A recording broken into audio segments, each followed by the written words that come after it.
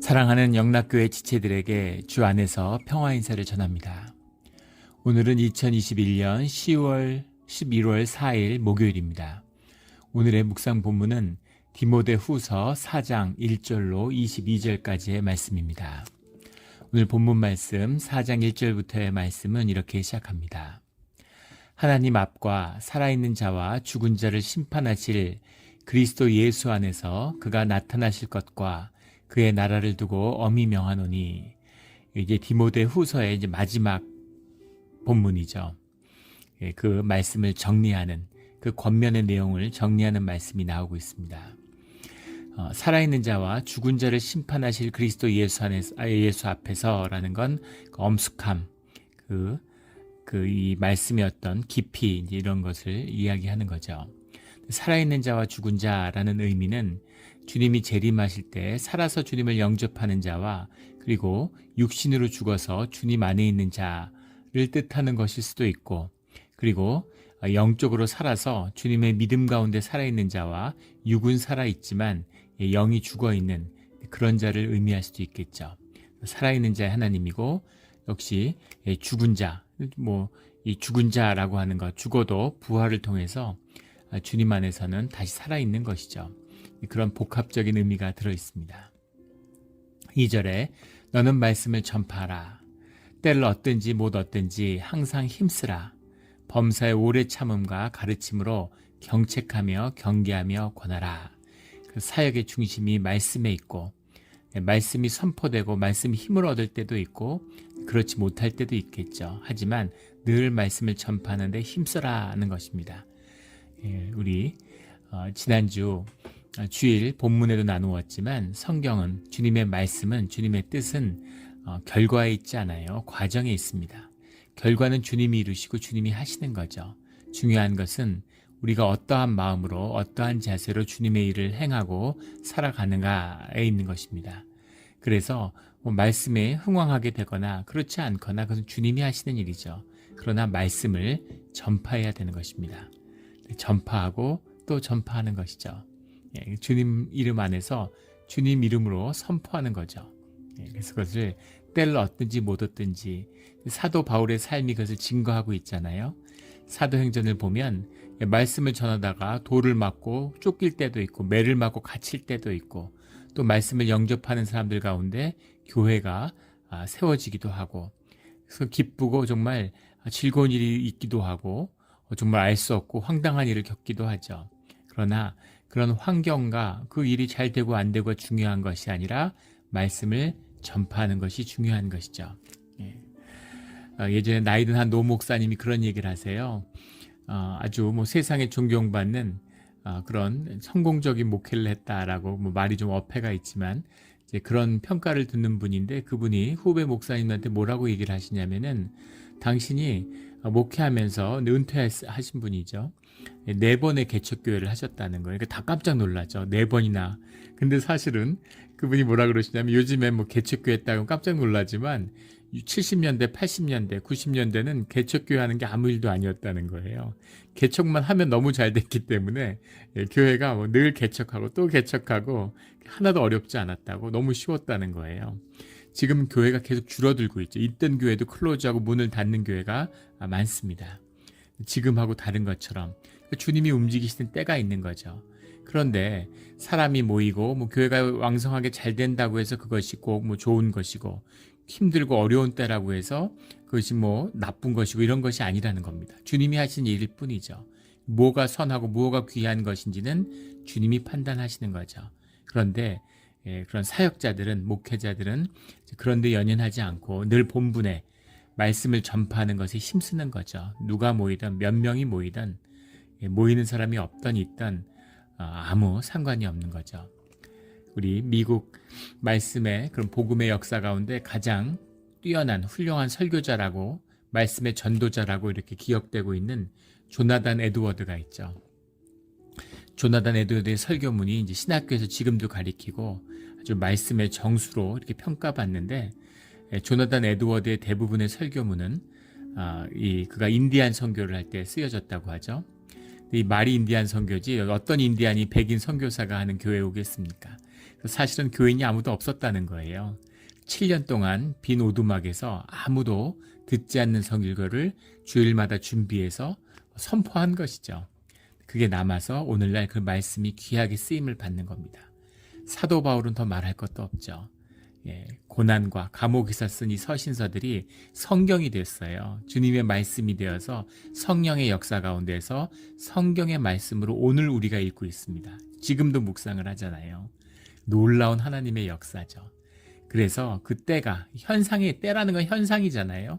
현상에서 뭐 잘 되고 안 되고, 현상에서 뭐 수만 명이 모여서 막 무슨 큰 걸 사역을 한다고 대단한 것도 아니고, 또 작은 곳에서 사람들이 아무도 돌아보지 않는다고 해서 그래서 의기소침할 필요도 없는 것이죠.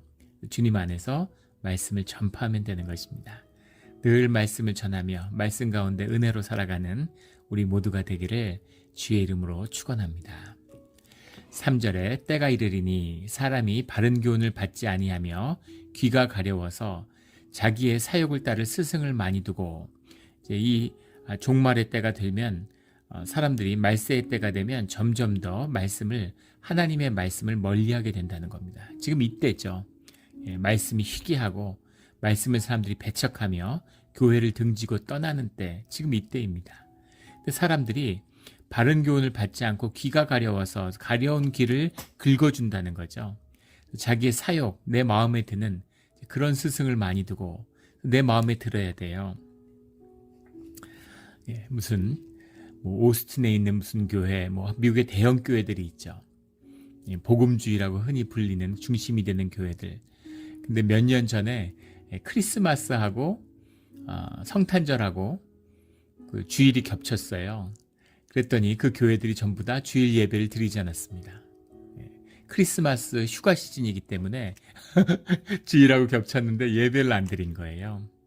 교회가 아닌 것이죠. 교회 탈을 쓰고 있는 종교의 행위인 것입니다. 정체를 폭로하는 거죠. 근데 그런 게 잘 돼요. 무슨 주일 되면 완전히 무슨 수백 명이 예배를 한번 진행하는데 500명의 요원이 필요하다고 그러죠.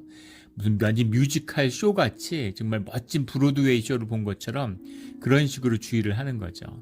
그렇게 하면 사람들이 몰리고 돈이 몰리고, 그러니까 그걸 또 흉내내고 그렇게 다 하고 싶어 하는 거죠.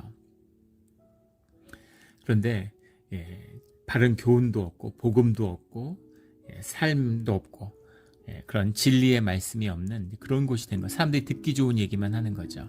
십자가는 이야기하지 않는 겁니다. 복 주시는 주님만을 얘기하는 거죠.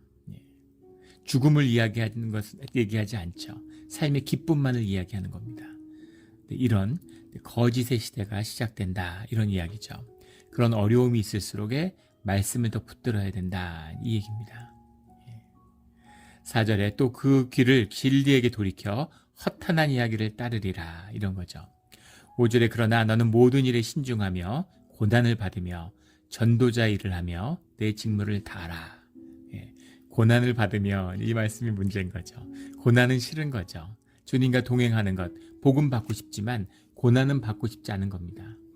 그래서 거짓 복음이 판치게 되고 인간의 종교 행위가 이제 점점 더 심해지는 거죠. 이것이 종말의 때의 모습이다라는 것을 성경은 증거하고 있습니다. 6절에 전제와 같이 내가 벌써 부어지고 나의 떠날 시각이 가까웠도다. 전제라고 하는 건 이제 제주, 관주라고도 하죠. 드링크 어퍼링 영어로 하면 그 제사의 마지막에 부어지는 그 술을 의미하는 거죠. 내가 벌써 부어졌다. 내 삶이 주님께 드려지고 그 마지막 의식, 희생제사의 마지막 의식을 이제 맞춰가고 있다. 나의 떠날 시각이 가까웠도다. 이제 지금 마지막 때죠. 그리고 이걸 이미 이제 바울이 아는 거죠. 이제는 주님께 갈 때가 됐구나라는 것을 이제 본능적으로 느끼는 겁니다. 사람들이 영이 있으니까 그걸 느끼는 거죠. 본능적으로 느끼는 겁니다. 심지어 소들도 다큐멘터리 이런 거 보면 도살장에 끌려가면 이상한 행동을 하고 자기가 죽을 때가 된 걸 소가 아는 거죠. 하물며 사람이겠습니까? 영이 깨어 있으니까 아는 거예요. 그 시각이 가까웠다, 이렇게 이야기하죠. 7절에 나는 선한 싸움을 싸우고 나의 달려갈 길을 마치고 믿음을 지켰으니 이제 후로는 나를 위하여 의의 면류관이 예비되었으므로 의의 면류관, 의의 면류관이라는 건 마라톤의 상인데 왜 의의 면류관이라고 했을까? 이제 이것을 갖고 디카이오순의 스테판토스인가 뭐 그런 단어죠. 정확히 기억은 안 나는데 의의 면류관. 근데 이제 면류관이 의로서 주어진다는 의미는 아닙니다. 만약 그렇게 본다면 달리기를 다름질을 하고 사역을 한 것에 대한 대가로 마치 의가 주어지는 것처럼 그런 의미가 아니라 의인에게 주어지는 면류관이다라는 의미죠. 의롭다함을 받아서 주님의 의 안에서 살아온 자들이 주님께 받는 면류관, 이것이 의의 면류관이다라고 보는 것이 맞겠습니다. 의로우신 재판장이 그날에 내게 주실 것이며 내게만 아니라 주의 나타나심을 사모하는 모든 자에게도니라. 주의 자녀들은 의의 면류관을 예비하고 있고 받게 되는 것이죠. 천국에서 의의 면류관을 받는 그런 우리 모두가 되기를 주의 이름으로 축원합니다. 9절에 너는 어서 속히 내게로 오라. 그래서 지금 에베소에 있는 디모데한테 빨리 로마로 오라는 겁니다. 로마로 빨리 와라. 이렇게 로마에서 마지막 시간에 지금 디모데를 오라고 청하고 있는 것이죠. 12절에 보면 두기고는 에베소로 보내었노라. 두기고는 사도행전 20장에도 나오고 에베소서 6장에도 나오고 골로새서 4장에도 나오고 디도서 3장에도 나오고 이런 일생을 마지막 중요한 그런 공적인 사역 가운데 이제 바울과 함께했던 사람이죠. 동역자입니다. 두기고를 에베소로 보냈다라는 얘기는 이제 에베소에서 디모데가 로마로 오게 돼 있으니까 그것을 대신해서 에베소의 사역을 위해서 두기고를 보낸 거죠. 두기고가 이미 떠났으니까 너도 빨리 내게 오라, 이런 뜻이 있습니다. 근데 왜 속히 내게로 오라고 그랬을까? 이것에 대한 여러 가지 이야기들이 있는데 무슨 교회의 사역과 가르침에 대한 각별한 일이 있었을 것이다. 근데 편지로 다 전했잖아요. 물론 모여서 할 수 있는 얘기가 하나님에 대한 얘기와 또 교회 사역에 대한 이야기가 중심을 이뤘겠죠. 무슨 협의회 이런 거에서 목사님들 모이면 항상 사역이나 교회에 대한 이야기를 많이 나눠요. 무슨 얘기를 하겠습니까? 그게 주된 관심이고 삶의 초점이니까 그 이야기들이 중심이 되죠. 그러나 디모데는 개인적으로 자식처럼 자식 이상 사랑했던 아버지와 아들 같은 관계잖아요. 근데 이제 내가 마지막 때가 다 왔다. 마지막 떠날 시간이 가까웠다라는 고백에서처럼 마지막에 이제 디모데를 한번 보고 싶은 게 아니었을까, 그런 마음이 듭니다. 디모데를 만나고 싶은 거죠. 디모데가 자기 자식 같으니까 마지막 떠날 때 디모데와 함께하고 싶은 그런 마음이 있지 않았을까, 이렇게 생각이 됩니다. 그렇지 않을까요? 그래서 빨리 보고 싶은 거죠. 또 몸이 이제 아프고 또 이제 마지막 시간, 처형당할 시간이 가까이 오고 있다라는 것을 본능적으로 느끼고 있었기 때문이라고 생각이 됩니다. 10절에 대마는 이 세상을 사랑하여 나를 버리고 데살로니가로 갔고 그레스게는 갈라디아로 디도는 달마디아로 갔고, 대마는 이제 골로새서 4장 14절에도 나오고 빌레몬서는 장이 없죠. 빌레몬서 24절에 나오는 그 대마인데, 이 대마가 세상을 사랑하여 나를 버리고 데살로니가로 갔고라는 건, 세상을 사랑하여 나를 버렸다는 건 단순히 바울을 두고 떠났다는 게 아니라 배교를 했다는 의미죠. 핍박이 있고 또 사도 바울이 겪고 있는 이 일들을 보면서 두려웠을 수도 있고, 또 본질은 마음속에 어떤 이유가 아니라 교회에서 겪은 어떤 이유가 아니라 본질은 세상을 사랑하기 때문이죠. 세상을 사랑하고 돈을 사랑하는 게 마음의 중심이기 때문입니다. 교회를 떠나는 분들, 예배를 떠나는 분들은 이유가 수십 가지죠. 근데 그거는 생각이 만들어내는 거고, 그 본질의 이유는 하나예요. 세상을 사랑하기 때문입니다. 세상을 사랑하여 나를 버리고 데살로니가로 갔고, 근데 뒤에 있는 이제 그레스게와 디도는 다른 거죠. 지금 10절에 같이 붙어 나가지고, 그래서 마치 이제 그레스게나 디도도 대마같이 떠난 것처럼 그냥 읽으면 느껴질 수 있는데, 그게 아니고 이제 그레스게가 갈라디아로, 디도는 달마디아로 갔고 하는 건 사역을 위해 떠난 것이죠. 로마서 15장 19절에 보면 이 달마디아라고 하는 게 이제 아드리안 연안 지금 동쪽에 있는, 지금 일리쿰이라고 부르는 지역에 있는 도시인데, 이곳에 교회가 이미 개척되어 있음을 이야기하고 있죠. 그래서 그 교회의 사역을 위해서 디도가 떠났다는 겁니다. 11절에 누가만 나와 함께 있느니라. 누가는 누가복음과 이제 사도행전의 그 이제 기록자죠. 중요한 말씀의 기록자인 이 누가 또 의사죠. 그래서 이제 사도 바울과 함께하고 있고 이 디모데서도 누가가 전해줬을 것이다. 뭐 이렇게도 예측을 합니다. 내가 올 때 마가를 데리고 오라. 마가는 우리가 잘 아는 마가복음의 저자죠. 1차 그 선교여행 때 함께 했는데 뜻이 맞지 않아서 갈라져서 예루살렘에 돌아왔고 2차 전도 여행 때는 이제 뭐 바나바가 그 삼촌이잖아요. 그 마가는 바나바와 함께하고 이렇게 디모데와 그 바울이 함께하는 게 갈라지는 모습들이 나오죠. 그런데 후에 마가가 그 로마에 투옥되어 있는 그 사도 바울과 함께했죠. 이것이 지금 1차 구금이 아니라 지금 2차 구금에 있었기 때문인데 1차 때 함께 했을 때 마가가 함께 있었는데 그가 나의 일에 유익하니라 라는 말을 보면 1차의 연금 상태에 있다 풀려났다가 다시 지금 마게도냐 여행을 마치고 전도 사역을 하다가 다시 구속된 것입니다. 그런데 1차 때 같이 있었기 때문에 로마 교회, 로마에 있으면서 말씀을 선포하고 거기에 함께했던 로마 교회에서 중요한 역할을 하고 거기서 말씀을 전하고 사역을 감당하는 마가였겠죠. 그러니까 지금도 마가가 뭐 로마 사정을 잘 알고 또 거기에 여러 가지 사정들에 밝으니까 마가가 나에게 유익하니라. 그래서 마가를 지금 데려와라 라는 건 로마 교회 사역, 로마의 사역에 마가가 필요하다 이런 이야기죠. 13절에 내가 올 때 내가 드로아 가보의 집에 둔 겉옷을 가지고 오고 또 책은 특별히 가죽 종이에 쓴 것을 가져오라. 드로아에 있는 가보의 집에 그가 누군지 정확히 알 수 없지만 거기에 겉옷을 두었다라고 얘기하는데 이 겉옷이 뭐냐? 겉옷이라고 딱 해석을 했는데 뭐 영어도 뭐 클로크 이렇게 망토 이런 거죠. 네,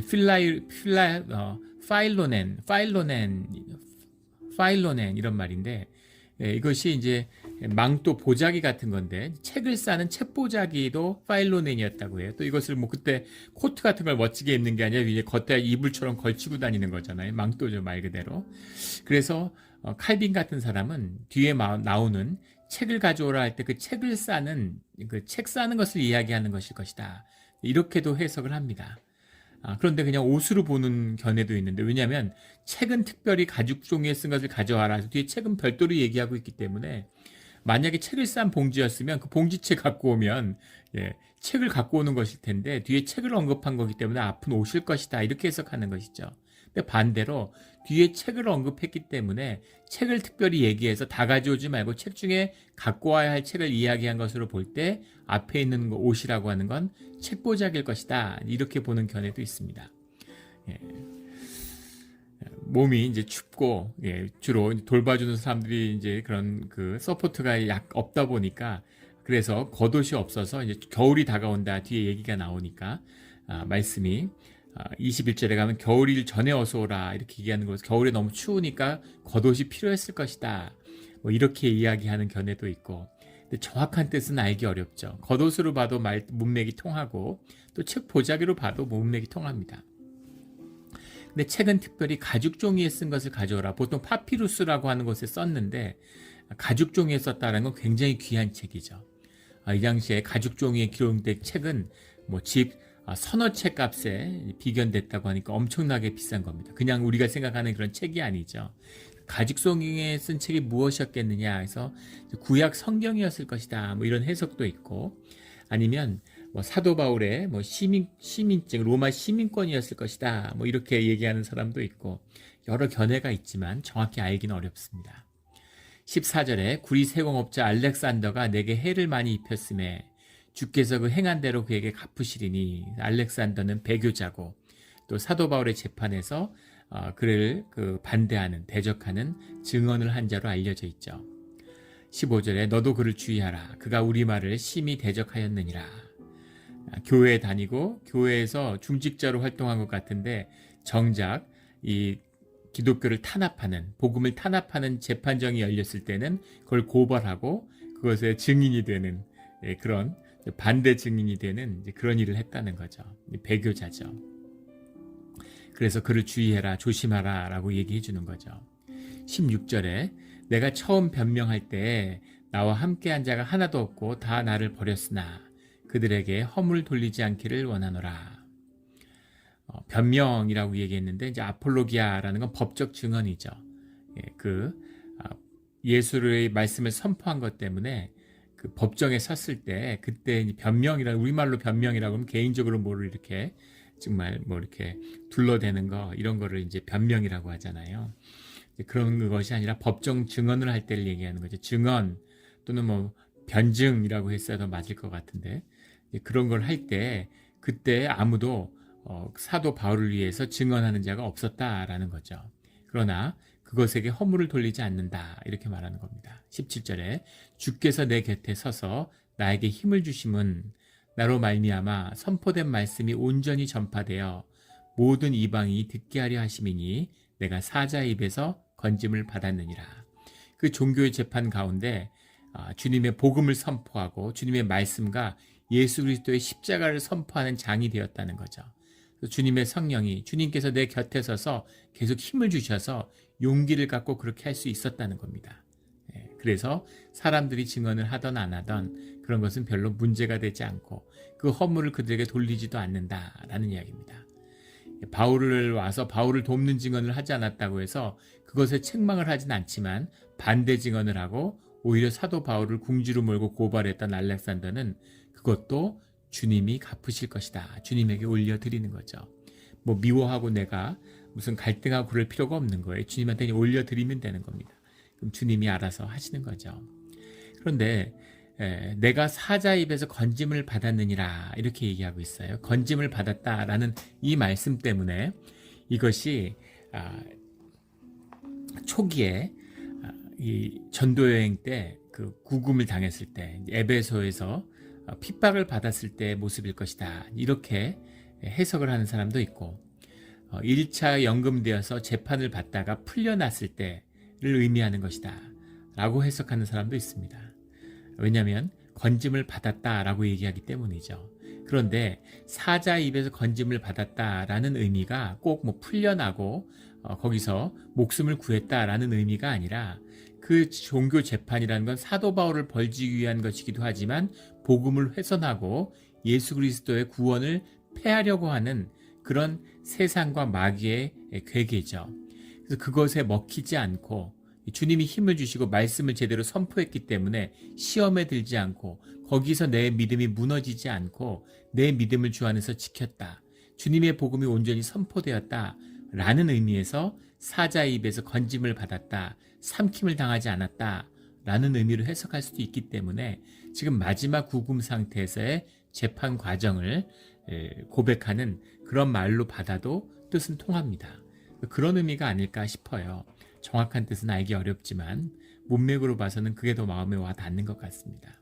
지금 죽을 날이 얼마 안 남았는데 지금 당장 재판에서 사형 선고를 면했다고 해서 사자 입에서 건짐을 받았다, 그렇게 이야기할 것 같지는 않습니다. 이미 순교를 각오하고 순교를 위해서 가고 있고 재판의 장을 선교의 장으로 그렇게 받아들이고 있는데 살고 죽고 의미가 없죠. 떠날 때가 이미 다가왔다는 걸 알고 있기 때문에 온전히 재판 과정 가운데 말씀이 선포되었음을 사자 입에서 건짐을 받았다라고 보는 것이 맞을 것 같습니다. 18절에 주께서 나를 모든 악한 일에서 건져내시고 또 그의 천국에 들어가도록 구원하시리니 그에게 영광이 세세 무궁토록 있을지어다. 아멘. 죽음이 가까이 다가오고 있는데 그 죽음을 통해서 천국에 들어가니까 구원하실 것을 믿으니까 그래서 주님께 영광이 함께하고 있다라고 고백하는 거죠. 담대함입니다. 어떻게 이럴 수가 있을까요?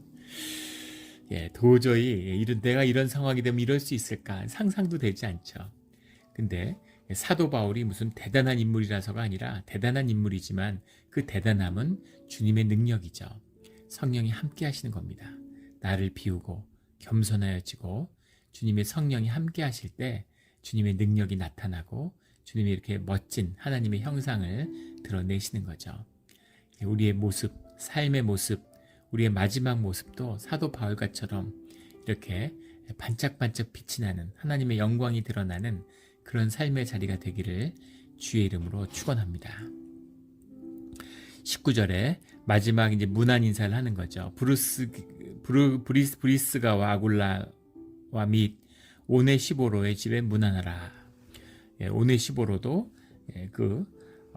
사도 바울의 같은 동행자로서 우리 1장 16절 18절에 언급되고 있습니다. 브리스가와 아굴라는 뭐 말할 것도 없죠. 이 시기에는 로마에 있었겠죠. 성경에 6번이나 언급되고 있는 브리스가와 아굴라가 로마에서 추방되어서 그래서 고린도로 생활을 옮기는, 그리고 거기서 사도 바울을 만나는 것이 사도 바울의 전도 여행과 사역의 시작이었죠. 그래서 중요한 사역에 늘 함께했던 그런 브리스가와 아굴라입니다. 브리스가가 와이프고 아굴라가 이제 남편이죠. 근데 브리스가가 늘 이름이 되게 앞에 나와요. 아굴라가 앞에 나오는 경우도 있지만 대개는 다 브리스가가 앞에 나옵니다. 왜 그럴까? 항상 가부장적인 사회였으니까 남편 이름을 앞에 쓰는데 왜 부인 이름을 앞에 썼을까? 뭐 브리스가는 뭐 귀족이고 아굴라는 평민 출신이 아니었냐? 뭐 이런 이야기를 하는데 브리스가가 교회에서 중요한 지도자이기 때문인 거겠죠. 우리 예전에 섬기던 교회에도 그런 경우가 있었는데 부인이 교회 장로님이에요. 여장로님이고 남편은 그냥 집사님입니다. 예. 그러니까 남편은 서리 집사고 와이프는 장로님이니까, 그러니까 늘 교회나 뭐 하면은 항상 와이프가 중심이 될 수밖에 없죠. 권위가 있고 리더십이 있으니까. 남편보다 부인이 포커스를 받을 수밖에 없는 거죠. 그런 것이 아니었을까? 브리스가가 훨씬 교회에 중요한 지도력을 가진 리더가 아니었을까? 이렇게 볼 수 있을 것 같습니다. 브리스가와 아굴라 및 오네시보로의 집에 문안하라. 20절에 에라스도는 고린도에 머물러 있고, 에라스도도 로마서 16장 23절인가요? 8절인가요? 좀 헷갈리는데 로마서에 나오는 그 에라스도죠. 근데 그 에라스도가 다른 사람이다, 같은 사람이다 라는 논란이 있습니다. 왜냐하면 에라스도는 고린도에서 재무일을 보는 중요한 사람이었는데, 그런데 그 에라스도가 고린도에 머물러 있다라고 하니까 이제 맞을 수 있겠죠. 근데 그 에라스도가 나중에 그 예루살렘에 헌금을 전달하러 가는 3차 전도여행의 끝에 예루살렘행에 동행하게 되죠. 그래서 어떻게 이제 고린도에 재무일을 보는 사람이 예루살렘을 방문할 수 있었을까? 근데 그가 재무일에 밝은 사람이니까 교회에서도 재정을 봤을 확률이 높고, 또 재정을 보는 일이니까 재정에 책임을 지고 헌금을 전달하는 일에 함께 했을 것이라는 건 자연스러운 추측이 되겠죠. 그래서 이 에라스도가 로마서에 언급된 사람과 같은 사람이라고 봐도 될 것 같습니다. 드로비모는 병들어서 밀레도에 두었으니, 드로비모가 그 3차 전도여행을 마치고 로마로 이제 이송될 때 그때 밀레도에 이제 머물게 된 것으로 이제 그렇게 보이는데, 지금 세월이 많이 지났잖아요. 근데 아직도 밀레도에 있느냐, 이렇게 이럴 수가 있는, 이렇게 오래까지 밀레도에 있다고라고 보는데 밀레도에 뭐 정착했을 수도 있지만 지금하고는 전혀 시간관이 다른 세상입니다. 지금은 뭐 비행기를 타면 뭐 몇 시간 안에, 그리고 배를 타도 뭐 한두 달 안에 갈 수 있는 거리를 그때는 뭐 6개월 1년을 통해 가던 시기죠. 그런 시기니까 또 뭐 아프면 병원에 입원해가지고 뭐 한 달, 2달 치료받으면 낫고 이런 게 아니잖아요. 무슨 주사를 맞는 것도 아니고 무슨 약이 특별한 것도 아니고, 그러니까 몸이 안 좋으면, 몸이 상하면 날씨가 따뜻하고 그런 물산이 풍부한 동네에 가서 몇 년씩 이렇게 휴양을 하는 거죠. 그래야 낫는 거고, 대개는 이제 낫지 못하는 경우가 많고 이제 그런 경우죠. 그래서 이 시간 패턴이 달라서 밀레도에 여러 해를 머물렀다고 해서 전혀 이상할 건 없습니다. 아무튼 드로비모는 병들어서 밀레도에 두었으니 21절 너는 겨울 전에 어서 오라. 왜 겨울 전에 와야 되느냐라는 건 우리 사도행전 27장에 보면 잘 나타나 있죠. 지중해는 겨울이 되면 서쪽에서 동쪽으로 바람이 불죠. 서풍이 불어와서 동쪽으로 불기 때문에 파도가 거슬리게 되는 거죠. 그래서 지금의 터키 지역, 아나톨리아 이 반도에서 있는 거기서 배를 타고 로마로 가는 것이 얼마나 힘들고 위험한 것인가 하는 것이 이제 잘 나와 있죠. 그래서 겨울이 되기 전에 출발을 해라 이렇게 얘기하는 겁니다. 우블로와 부데와 리노와 글라우디아와 모든 형제가 다 내게 문안하느니라. 다른 곳에 나타나지 않는 이름이지만 이 사람들이 로마 교회의 사람들이라는 건 알 수 있죠. 여기서 11절에 보면 누가만 나와 함께 있다라고 했는데 이 사람들은 누구냐? 로마 교회에 있는 성도들, 그 사람들이 음식도 갖다 주고 그때는 뭐 감옥에서 음식을 주는 그런 시절이 아닙니다.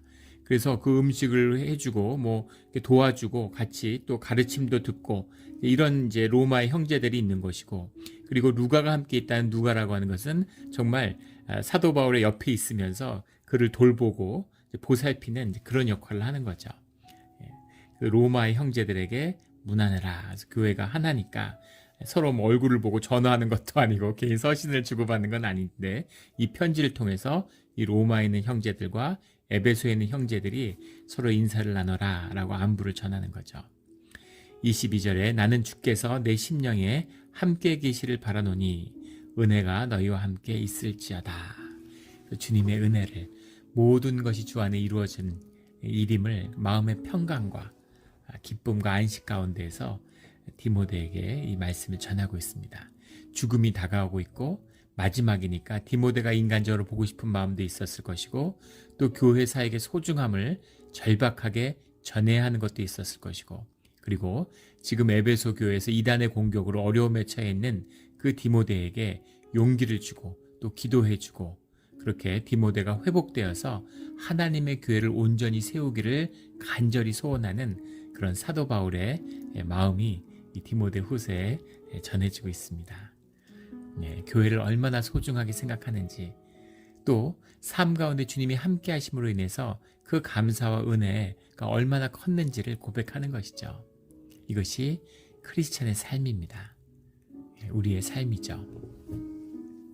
늘 복음과 교회가 우리가 그것을 위해 부름받았고 그것을 위해 살고 있다는 사실을 우리 삶의 늘 첫 번째 1순위가 돼야 함을 주님이 말씀하시는 거죠. 이 말씀을 가슴에 새기고 복음을 사는 오늘 하루의 삶이 되기를, 우리의 인생이 되기를 예수 그리스도의 이름으로 축원합니다. 아멘. 함께 기도드리겠습니다. 하나님 아버지 감사합니다. 정말 상상이 되지 않는 어떻게 그 고난과 투옥과 마지막 죽음 앞에서 주님께 영광을 돌리고 그리고 교회를 위해서 헌신하며 모든 마음이 주님과 교회에 가 있는 이 사도 바울의 모습, 우리는 할 수 없지만, 나는 어떻게도 할 수 없을 것 같지만 하지만 주님은 하실 수 있사오니 오직 우리가 나의 육신을, 나의 죄성을 십자가에 못 박고 내가 빈 그릇이 되어서 주님의 귀한 축복을, 주님의 귀한 성령이 담기는 그런 귀한 그릇으로 살게 하여 주시옵소서. 또 그런 심령이, 그런 주님 안에서 하나 되는 교회가 되어서 정말 우리 교회가 주님의 임재를 담는, 생명을 담는, 생명수가 터져서 그것이 늘 흘러 넘치는 그런 우리 몬트레이 영락교회가 되기를 소망합니다. 감사드리며 예수 그리스도의 이름으로 기도드렸습니다. 아멘.